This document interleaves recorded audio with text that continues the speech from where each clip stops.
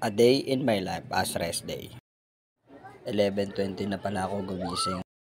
Tanghali na pala, pero titimpayin pa rin natin yung kape na bigay ni Doc. Healthy daw to eh.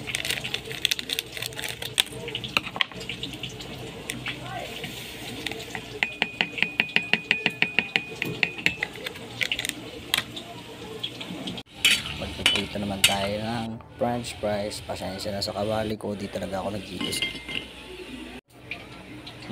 Sobrang bango talaga nitong kape na to.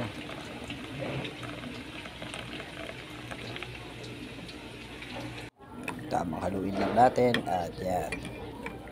Ready na tayong mag-breakfast. Wake up like this. Tara. Happy morning. God bless you all. Tamang muni-muni muna. Bye-bye.